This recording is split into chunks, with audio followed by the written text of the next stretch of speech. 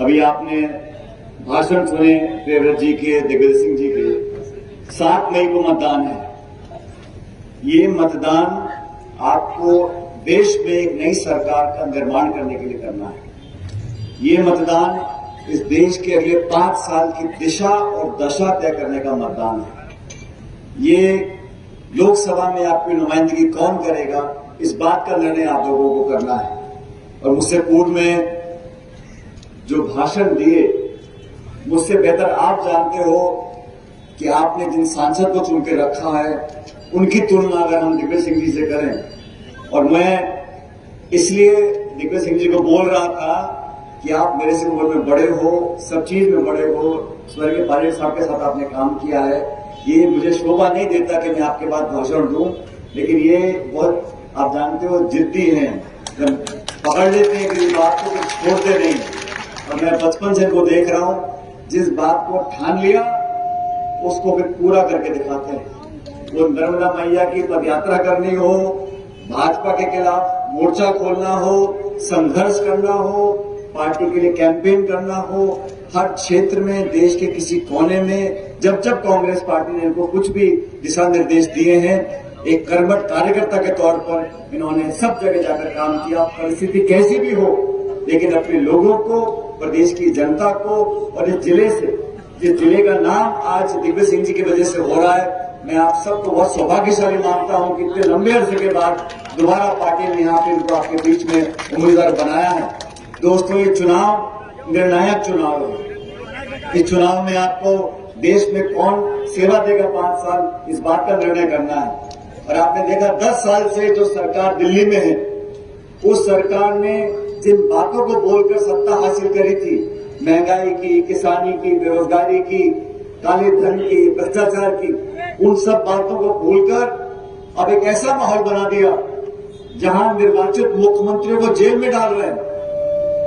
2 निर्वाचित मुख्यमंत्री। आपकी विचारधारा अलग हो सकती है, पार्टी अलग हो सकती है, लेकिन देश में ऐसा माहौल बना दिया कि प्रमुख विपक्षी पार्टी कांग्रेस है।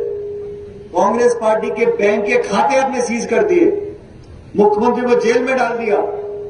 चंडीगढ़ में महापौर का चुनाव हो रहा था, आप सबने देखा होगा, निर्वाचन अधिकारी खुद बैठ के वोटों को खराब कर रहा है। संवैधानिक संस्थाओं को लगातार चुनौती मिल रही है। देश में भय का माहौल बना रखा है, प्रतिशोध की भावना से, बदले की भावना से विपक्ष को टारगेट किया जा रहा है। सरकार की पूरी ताकत लगी हुई है विपक्ष के नेताओं की आवाज को खत्म करने के लिए। 147 सांसदों को एक दिन में निलंबित कर दिया और फिर कानून पारित किए जा रहे हैं। आपने कहा किसान की आमदनी दुगनी हो जाएगी, आपने कहा कालाधन विदेश से लेकर आएंगे, आपने कहा घुसपैठियों को बाहर भगा देंगे। मैं चुनौती देता हूं केंद्र सरकार को, इन 10 सालों में आपने किस मोर्चे पर काम किया? आपने भाषण दिए, टेलीविजन में विज्ञापन दिए, अखबार में फोटो छपवाई, लचीली बातें बोलकर लोगों का मन जीतने की कोशिश करी, लेकिन धरातल पर आप हर मोर्चे पर नाकामयाब रहे हो। और मुझे खुशी है, कांग्रेस पार्टी ने जो घोषणा पत्र बनाया है, उसमें हमने वादा किया है, इस देश में जो सबसे गरीब परिवार है, प्रत्येक परिवार की जो प्रमुख महिला होगी, उसके खाते में प्रति वर्ष 1 लाख रुपए हम लोग देंगे इस महंगाई से मुकाबला करने के लिए। ये छोटी बात नहीं है। प्रति माह 8,333 रुपया उस महिला के खाते में जाएगा जो देश में सबसे गरीब परिवार है। हमने वादा किया है किसान को न्याय दिलाने के लिए। ये झूठ बोलते थे, किसान की बात करते थे, किसान का दर्द समझने वाला को दिल्ली में बैठा ही नहीं है। ये जो शासन कर रहे हैं, इनको कोई लेना देना नहीं है, ना किसान से, ना खाद से, ना बीज से, ना बिजली से, ना पानी से। इनको सिर्फ बात करनी है हिंदू की, मुसलमान की, मंदिर की, मस्जिद की। और नए नए भाषण अब कह रहे हैं कांग्रेस का राज आ गया तो बहनों के मंगलसूत्र छीनकर औरत को दे देंगे। कांग्रेस का राज आ गया तो घर में अगर 2 भैंस है तो 1 भैंस छीन लेंगे आपकी। मुझे समझ में नहीं आता, कांग्रेस को 55 साल जनता ने सेवा का मौका दिया।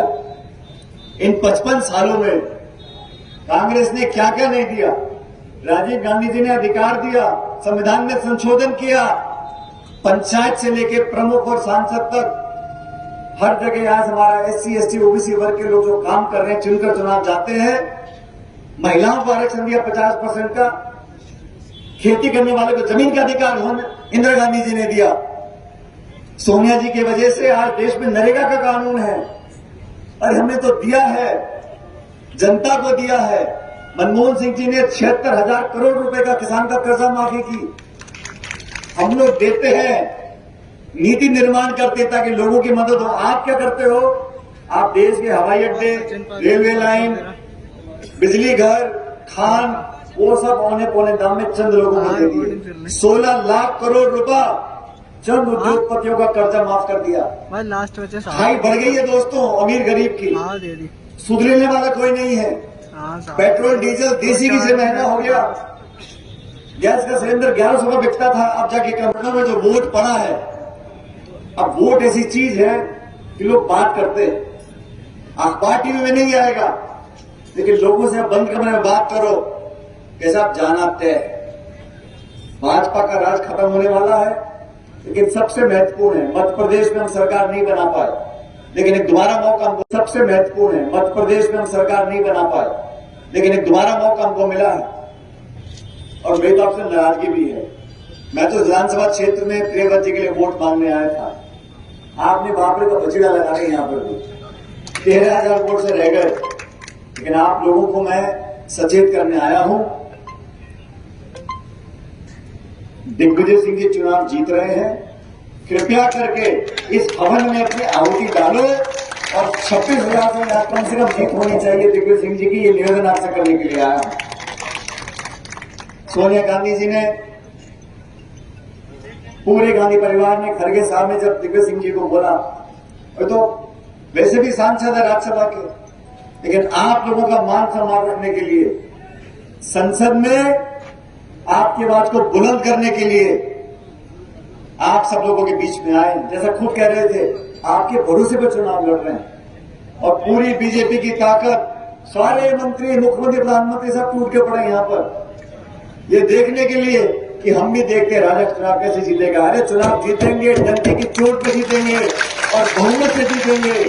आपने 2 बार जिनको वोट दिए, उनका भी काम आपने देखा और 4-5 दशक से खून पसीना मेहनत कर कर इस क्षेत्र का, जिले का तो नाम रोशन किया है। आज उस मजदूरी की दिहाड़ी देने का समय है। भूल जाओ जाति, बिरादरी, धर्म, ये सब बातें भूलकर कांग्रेस पार्टी सबका परिवार है, 140 साल पुरानी पार्टी है। मैं तो विशेष रूप से, मैं कल छत्तीसगढ़ में था, आज मैं वोट मांगने आपसे आया हूं। कोई साधारण प्रत्याशी नहीं, आपके अपने हैं, आपके माननीय हैं और मुझे खुशी होती है बोलते हुए।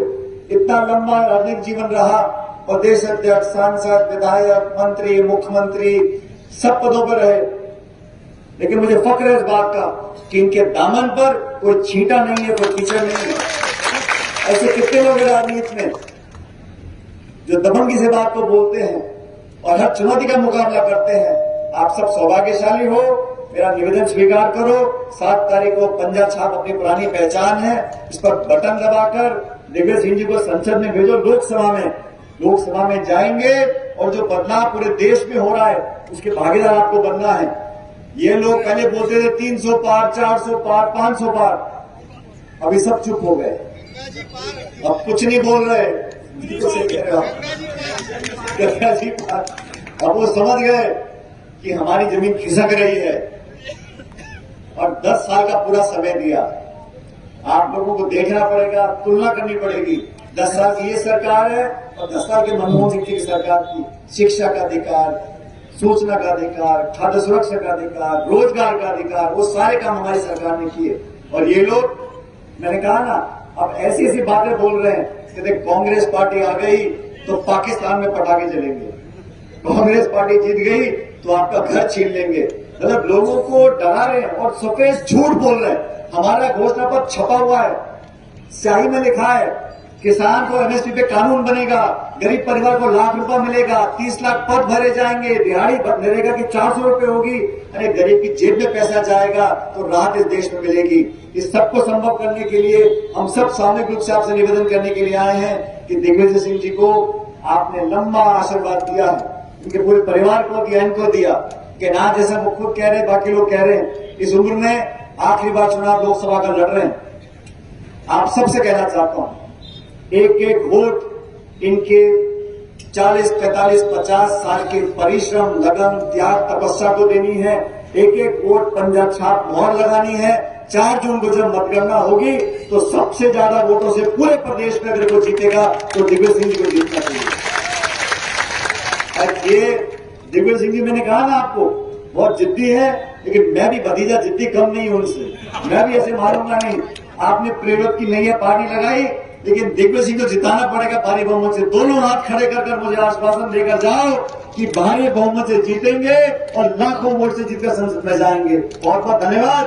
भगवान आपको खुश रखे, हमेशा फूलो आगे बढ़ो और आपका आशीर्वाद हमें बना रहे। बहुत बहुत धन्यवाद। जय हिंद, राम राम साहब।